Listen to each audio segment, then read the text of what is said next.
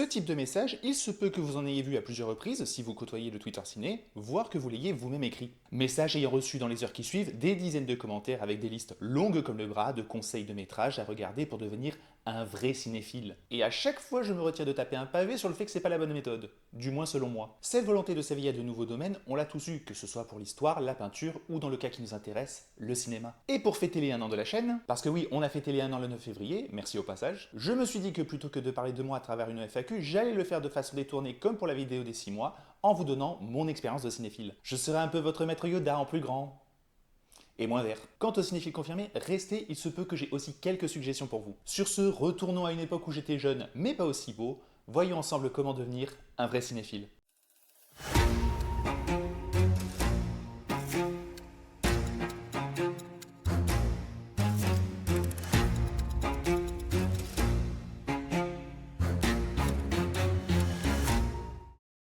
Double précision avant de commencer. Je vais à plusieurs reprises parler de cinéphiles jeunes ou débutants et de cinéphiles confirmés.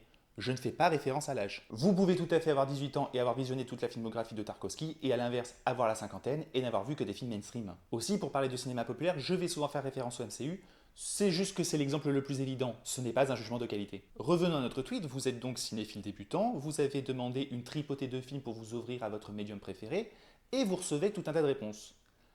Et il y a déjà un problème. Je n'ai aucun doute sur le fait que les propositions seront de qualité et pertinentes. Enfin, le sont-elles pour vous? Les gens vous donneront avant tout des films cultes et ou des films qu'ils aiment sans se soucier de prendre en considération le plus important, à qui ils s'adressent. Il en va de même pour ces nombreuses listes, ces 100, 200, 1000 films qu'il faut avoir vus dans sa vie. Il peut être tentant de les prendre comme référence parce que, évidemment, elles répertorient des bons films, en tout cas communément considérés comme bons, et de se lancer aveuglément dans leur visionnage au risque de tomber sur des films qui ne sont pas encore à notre portée. C'est en partie ce qui s'est passé dans l'exploration de ma cinéphilie. De découvrir des films trop tôt pour lesquels je n'avais ni la maturité ni le bagage nécessaire pour pleinement les apprécier. Ou du moins pour apprécier la proposition, pas forcément l'œuvre. Et le risque, c'est de dès le départ vous décourager. Le problème avec ces tops et commentaires, c'est qu'ils vont vous proposer des avis généraux. À mon sens, la construction de la cinéphilie, c'est un parcours qui est personnel. Le plus important, c'est de partir de ce que vous aimez. Pour faire un parallèle avec d'autres arts, si vous appréciez le travail de De Vinci, je ne vais pas en premier vous conseiller de jeter un œil à Picasso. Si vous êtes amateur de rap, je ne vais pas vous proposer la Traviata. Ça ne veut pas dire que jamais vous ne vous pencherez dessus, juste de passer par différentes étapes pour explorer dans les meilleures conditions les différentes formes de cet art. Après, évidemment, si vous avez envie de vous challenger en testant une œuvre à l'opposé de vos goûts, je ne vais pas vous en empêcher, ça peut être une expérience intéressante. Mais si vous n'accrochez pas, n'ayez pas peur de revenir dans votre zone de confort. Disons que vous êtes vraiment le spectateur le plus lambda du monde et n'avez vu et apprécié que les Marvel. Vous pouvez alors vous tourner vers son concurrent DC avec le Superman de Gunn ou le DCU. Ok, trop facile, mais dans le MCU, il y a Spider-Man. Pas trop de doute que vous ayez déjà vu les Spider-Verse, mais avez-vous vu les Amazing Spider-Man? Les films Sony dans l'univers Spider-Man mais sans Spider-Man? Trop récent, dans ce cas les Spider-Man de Raimi. Et à la même période sortaient les X-Men, Daredevil, Elektra, Blade, les 4 Fantastiques. Ça tombe bien, ils étaient dans Deadpool et Wolverine. D'ailleurs, vous aimez cet humour potache? Kick-Ass est fait pour vous, ou Super de James Gunn aussi. Côté d'ici, on a Superman Returns, ou ceux de Donner si on remonte plus loin, ainsi que les Batman de Burton et Schumacher. Ok, vous en avez toujours marre de voir les mêmes têtes? Il y a 4 films Hellboy, dont 2 réalisés par Guillermo del Toro. Un ton plus sombre, Logan, Brightburn, Darkman, Spawn, The Crow. Peut-être plus auteur, Incassable, Chronicles, Watchmen, V for Vendetta. Ou bien plus animé, Les Nouveaux Héros, Les Indestructibles, Batman Ninja. On parle beaucoup de cinéma américain quand même. En France, on a Comment je suis devenu un super-héros ou Super-héros malgré lui. En Italie, Jick Robot et Freaks Out. En Inde, Voltage, Creech ou Brahmastra. Au Maroc, Atoman. Et je suis très loin d'avoir été exhaustif. En partant d'un seul point, on a déjà des dizaines de films de genre, d'origine, d'époque et de style de mise en scène différents. Un raisonnement que l'on peut également appliquer à un réalisateur. Christopher Nolan est très apprécié du grand public pour Interstellar, Oppenheimer ou la trilogie Batman. On en revient aux super-héros. Mais avez-vous vu toute sa filmographie, notamment ses premiers longs? De même pour un acteur, vous adorez Robert Pattinson pour The Batman et Tenet, moins pour Twilight. Penchez-vous sur sa carrière et vous trouverez pas mal de films d'auteur. Certains assez arides, Cosmopolis faut se le farcir.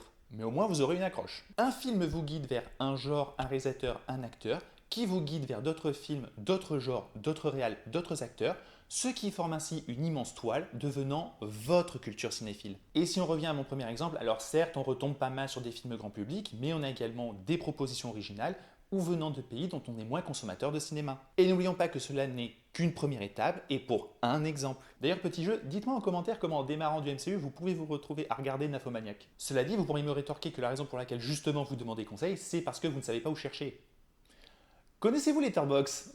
Promis, c'est pas une sponsor. Letterboxd est un site et une appli regroupant tous les films et permettant de noter, faire des critiques, des listes, garder une trace de tous les films que vous voulez voir, très pratique donc, mais aussi de chercher par réalisateur, acteur, genre ou pays. Donc déjà un moyen d'avoir tout un tas de propositions qui pourraient vous correspondre, mais qui offre également une partie film similaire sur la page d'un métrage. Vous pouvez carrément avoir des films classés selon des thèmes assez précis. Là encore, un bon moyen de remplir rapidement et facilement votre watchlist. En cherchant un peu, je suis également tombé sur Best Similar, un site dédié entièrement à retrouver des films ayant des points communs avec celui que vous aurez sélectionné. Et si vraiment vous avez la flemme, vous pouvez toujours revenir à la technique du tweet. Juste préciser un peu vos goûts permettant d'affiner les recommandations. Ça garantira un minimum de personnalisation. Parce qu'il est là mon gros problème avec le fait de simplement poster une demande trop générale. À force de tous s'appuyer sur les mêmes listes, les mêmes conseils, on finit par tous regarder la même chose et avoir les mêmes références. Alors je ne me plains pas complètement, Forrest Gump et les évadés, c'est très bien, mais on en vient à oublier tout un pan du cinéma qui est moins visible. Ces films du milieu assez bons pour une soirée mais pas assez pour être le premier auquel on pense lorsqu'il s'agit de le faire découvrir,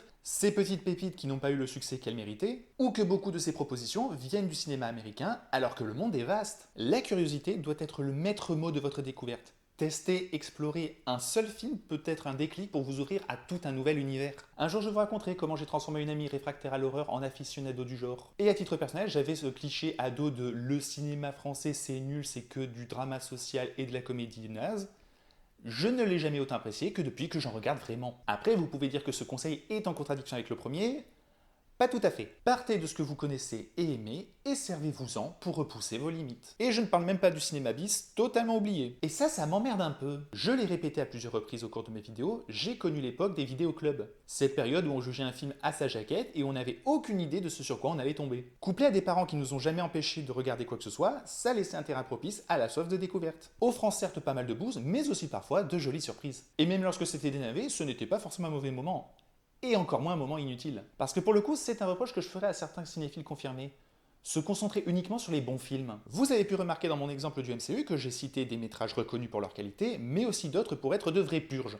C'était totalement volontaire. Le cinéma est multiple, varié, et se limiter à seulement une partie, quand bien même considérée comme mauvaise, c'est retirer tout un pan de cet art et donc de notre culture. Je vais aller plus loin, regarder des mauvais films est tout aussi important que d'en regarder des bons. Comment définir ce qui est bon ou mauvais lorsque nos seules références sont des chefs-d'œuvre? Regarder des films ratés, c'est apprendre ce qui fait une écriture fine, une mise en scène travaillée, un montage parfaitement découpé. C'est par la comparaison que l'on aiguise notre regard et progressons. Il y a ce cliché récurrent du cinéphile élitiste qui est par nature le cinéma grand public. Et il y en a. Mais la vérité, ce n'est pas qu'on déteste le MCU parce que le spectateur lambda l'aime, mais parce que dans ses aspects techniques, il est globalement médiocre car réalisé par des yes men sans vision. Assure que si on compare John Watts et Sam Raimi, ce n'est pas la même limonade. Mais on n'a aucun problème à apprécier un blockbuster bien bourrin dès lors qu'il est solide et généreux. Vous me mettez devant Transformers ou Fast and Furious 5, je suis le plus heureux du monde. Alors évidemment, si vous prenez du temps pour regarder de mauvais films, ça veut dire que vous en perdez pour regarder d'excellents films et donc que vous n'aurez pas le temps de tout regarder. Spoiler, vous n'aurez jamais le temps de tout regarder. Petite anecdote, lorsque j'ai voulu étendre ma cinéphilie, j'ai rédigé une liste de 100 films à voir, avec l'idée que je regarderais ces films avant d'en ajouter et ainsi ne pas dépasser ce nombre. J'ai dit la même chose en atteignant les 150 films, puis les 200. Aujourd'hui, il y en a presque 700 dans ma watchlist, et pourtant je regarde un ou deux films par jour. C'est absolument impossible de suivre le rythme. Entre la quinzaine de sorties en France au ciné par semaine, la montagne de plateformes qui proposent leurs exclusivités et les films suivant une chaîne de diffusion plus originale, on est submergé. Pire, car plus vous verrez de films, plus vous enrichissez votre culture et plus vous aurez envie de visionner de films car attiré par des styles différents. Étant un obsessionnel du temps, ça a été difficile à accepter. Je me souviens même qu'au départ, je me refusais à regarder un film plus vieux que les années 80 pour en réduire la quantité. C'est sûr que j'allais réussir à regarder les plus de 250 000 films sortis ces 50 dernières années. Vous serez amené, quoi qu'il arrive, à faire des choix. Donc quitte à regarder des films, autant que ce soit ceux qui vous intéressent vraiment, ceux qui vous donnent envie, ceux pour lesquels vous êtes dans les bonnes dispositions. Et tant pis si ça signifie mettre de côté certains classiques. J'ai toujours pas vu Le Bon, la Brute et le Truand, Apocalypse Now, Taxi Driver et Le Parrain, mais hey, j'ai vu Winnie the Pooh 2, Morbus et Amazing Bulk. Et ça, c'est beau. J'en ai même aimé certains, ce qui m'emmène au conseil suivant, et là, les cinéphiles expérimentés sont concernés. N'ayez pas honte de vos goûts. En regardant beaucoup de films, évidemment qu'il va vous arriver que vous soyez en désaccord avec la majorité. Un ratage qui vous fait tellement rire que vous passez un bon moment, un film juste mythe qui vous donne suffisamment ou auquel vous accrochez au personnage peut faire pencher votre avis du bon côté, ou à l'inverse, un chef-d'œuvre qui ne vous touche pas à cause de son histoire, son rythme ou sa radicalité. Alors vous voulez partager votre avis et là, on vous saute dessus en vous traitant de faux cinéphile. c'est du vécu. Je rappelle que le cinéma est un art, l'art est subjectif. J'ai parfaitement le droit de détester Kubrick, Le Tombeau des Lucioles, ou m'ennuyer comme un rat mort devant Les Fils de l'Homme. Et dans le cas contraire, d'apprécier la filmographie de Paul W.S. Anderson, Les Trois Mousquetaires sous-cotés. Sans compter cette manie de hiérarchiser la cinéphilie selon un avis, mec, j'ai vu près de 3850 films, est-ce que ça change vraiment tout que j'ai mis 2,5 au Vertigo d'Hitchcock? Par contre, attention de ne pas confondre vos goûts et vérité absolue. Y a aucun souci à adorer Deadpool et Wolverine, mais dire que le générique de début de cette horreur visuelle est le meilleur de l'histoire du cinéma ou que c'est un chef-d'œuvre, comme l'impression de sonner comme un connard élitiste à mon tour. L'art est certes subjectif, mais il peut s'appuyer sur des critères concrets. Et c'est là qu'on en vient à l'étape qui fait pour moi la différence entre simplement visionner des films et un cinéphile, analyser. Ou du moins essayer d'analyser. C'est quelque chose qu'on ne met pas assez en avant, je trouve, avec ce genre de message. L'importance de développer son esprit critique, de ne plus seulement aborder le cinéma comme un divertissement, mais bien comme une œuvre à réfléchir. Tout spectateur n'a bien sûr pas pour but de disséquer chaque film pendant 2 heures, et il y a zéro problème à ça. Perso, quand je passe devant une toile, je me pose pas de questions sur la peinture ou la méthode d'application utilisée. Mais vu que cette vidéo se concentre sur la cinéphilie, ou du moins ma vision de celle-ci, je pense que c'est la partie la plus compliquée, ou en tout cas la moins naturelle pour beaucoup de débutants. Ne pas poser son cerveau, mais être véritablement actif lors du visionnage, mais aussi après. Allô? Allô? Y'a personne au bout du fil? Parce qu'on n'a pas l'habitude, parce que voir des cinéphiles plus expérimentés pondre une dissertation, ça peut décourager ou donner peur de passer pour un idiot. Déjà qu'un simple avis global peut être source de raillerie, mais dites-vous qu'on passe tous par là et que ce travail d'analyse, ça s'apprend. Vous pouvez déjà commencer par des films que vous connaissez, que vous avez vus plusieurs fois. Essayez de mettre des mots sur le film est réussi sur ces points, le film est raté sur ces points, j'aime ça parce que, je n'aime pas ça, parce que. Qu'est-ce que le film veut me dire? Comment il me le dit? Par exemple pour une comédie, comment il construit le gag? Pour une scène horrifique, comment le réal crée une tension? Est-ce que ça marche? Il n'y a pas besoin que ce soit d'une grande profondeur, juste vous habituer à l'exercice. Comme pour le sport, plus vous pratiquerez, moins ça vous demandera d'efforts au fil du temps. Et plus vous regarderez de films, plus vous étendrez votre culture, plus vous aurez de références, et plus ça étayera vos réflexions. Après, je ne nie pas que certains éléments sont plus faciles à analyser que d'autres qui demandent un peu plus de bagage. Je fais le malin depuis tout à l'heure à jouer les maîtres Jedi du grand écran, mais autant je suis pas trop mauvais pour tout ce qui tourne autour du scénario, des personnages et des thématiques, autant en ce moment je fais un gros travail pour me concentrer davantage sur les aspects techniques, la photo, le travail du cadre. Parce qu'autant sur une scène spécifique, ça va, je me débrouille, mais rester focus sur ça pendant 2 heures, mais c'est ça qui est beau aussi avec une passion, c'est que l'on a toujours quelque chose à apprendre et qu'on a toujours envie d'apprendre. Ce qui aide énormément, c'est d'écouter des personnes bien plus expérimentées que nous. Avec YouTube, vous avez désormais accès à tout un tas de personnes extrêmement compétentes et rodées à l'exercice. Karine Debache avec Rost et Chroma le fait avec énergie et humour, l'équipe Monsieur Bobine qui traite d'un film ou d'un sujet plus général a d'immenses connaissances sur le cinéma, Erwan Ingres se concentre sur le scénario, le cinématographeur est absolument passionnant dès lors qu'il s'agit d'analyse de plans. Je vous ai mis plusieurs liens dans la description. Si vous êtes plus à l'ancienne, il y a de nombreux livres sur le sujet. Étant fan des Wachowski, moi j'ai lu celui-là. Écrit par l'équipe de Monsieur Bobine d'ailleurs. Et il y a bien sûr les podcasts, parfaits pendant la séance de sport, et les journalistes comme ceux du Cercle, Télérama, etc. Un bon moyen d'apprendre, mais aussi de confronter votre analyse à la leur. Parce qu'on n'oublie pas, cinéma égale art égale perception égale subjectif. Plus expérimenté veut dire que possiblement ils ont plus de clés de compréhension, ça ne rend pas votre analyse pour le moins inintéressante ou fausse. J'ai encore en tête les longues discussions pour savoir si le gamin dans 28 ans plus tard est con comme une brique. Je suis toujours persuadé que oui. Vouloir développer sa cinéphilie, c'est intimidant. C'est un univers gigantesque avec des milliers de films et c'est compliqué de savoir par où commencer. Ce que je voulais montrer avec cette vidéo, c'est qu'il n'y a pas qu'un seul et unique moyen. Les deux seules choses qui doivent primer sont votre plaisir et votre curiosité. L'amateur de cinéma que j'étais à 12 ans n'est pas le dévoreur de films que j'étais à 15, qui n'est pas le cinéphile que j'étais à 18, qui est encore moins le cinéphile que je suis aujourd'hui à... On a dépassé le 11 mars, donc 33 ans. Et le plaisir et la curiosité sont toujours là.